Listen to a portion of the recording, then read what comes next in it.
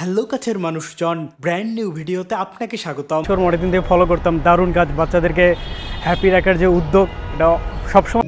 বাংলাদেশে অনেক সিনেমা প্রেমী মানুষ আছে। এ যুগে এমন হয়তো কাউকে পাওয়া যাবে না যে সিনেমা দেখে না। আর সিনেমার সাথে যদি হয় আরও কিছু বাড়তি মশলা, তাহলে তো আর কোনো কথাই নেই। তবে সিনেমার পাশাপাশি সিনেমার রিভিউগুলো মানুষ বেশি দেখে, আর রিভিউর কথা ভেসে উঠলেই মনে পড়ে যায় রানারের কথা, অর্থাৎ রাশেদুজ্জামান রাকিব। তো চলুন জেনে নেওয়া।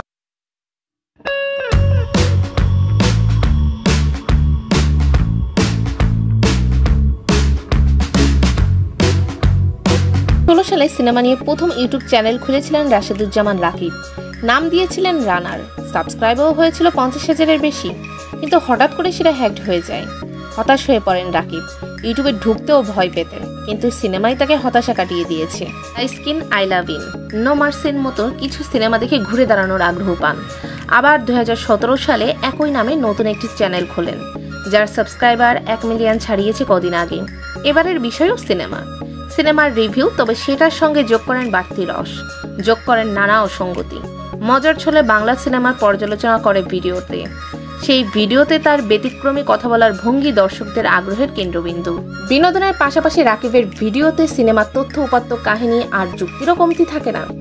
সিনেমার গল্পের অসঙ্গতি, কাহিনীর নকল ধরিয়ে দেওয়া কিংবা অশালীন সংলাপ নিয়ে কাটাছেঁড়া যেমন চলে, তেমনি ভালো সিনেমার প্রশংসা, গল্পের অভিনয় শিল্পীদের পরিশ্রম দেখা যায় চ্যানেলটিতে।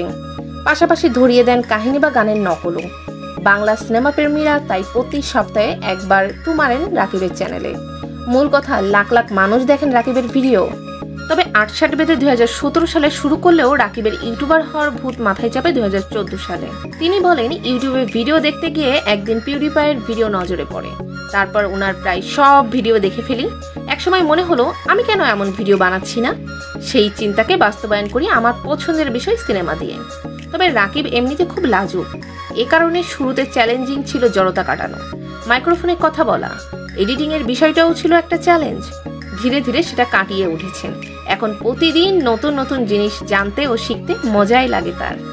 অবশ্য শুরুতে ভিডিও বানানোর জন্য তেমন কোনো জিনিসই ছিল না তার কাছে। এগুলো ধীরে ধীরে জোগাড় করেছেন।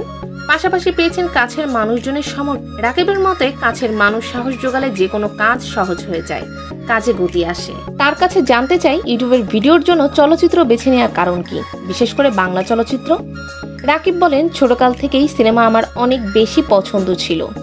সিনেমা দেখা, এসব নিয়ে ঘাটাঘাটি করেই সময় কাটাতাম।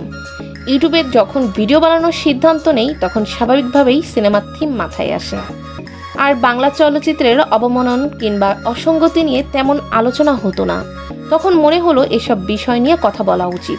শুধু আমি না, আরও অনেক মানুষের এইসব নিয়ে আলোচনা সমালোচনা করা উচিত, বিষয়গুলো সামনে আনা উচিত, তবেই পরিবর্তনের সূচনা হবে। রাকিব জানান, সপ্তাহে তিনি একটা করে ভিডিও পোস্ট করেন।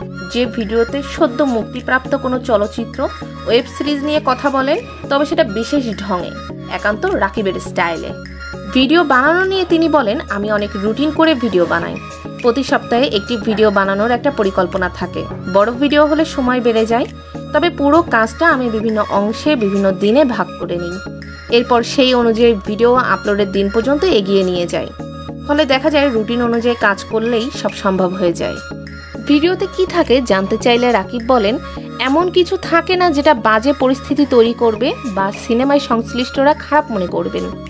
ভিডিওতে সিনেমার অসঙ্গতিগুলো বিনোদনের মাধ্যমে তুলে ধরা হয়। এটা খুবই স্বাভাবিক জিনিস। দেশের বাইরে এমন অসংখ্য জিনিস দেখবেন। জগন্নাথ বিশ্ববিদ্যালয় থেকে পদার্থ বিজ্ঞানে স্নাতক ও স্নাতকোত্তর রাকিব নতুন ধারার এই পেশাকে বেছে নিয়েছেন নিজেই। ইউটিউব আর সিনেমায় তার ধ্যান জ্ঞান। এর বাইরে ক্রিকেট নিয়েও বেশ আগ্রহ রয়েছে। ব্যক্তিগত জীবনে তিনি বিবাহিত। বিয়ে নিয়েও একটা ভিডিও আছে তার চ্যানেলে। রাকিবের কাছে জানতে চাই, এই সময়ে কেউ যদি ইউটিউবার হতে চায়, তার মধ্যে কি কি গুণ থাকতে হবে?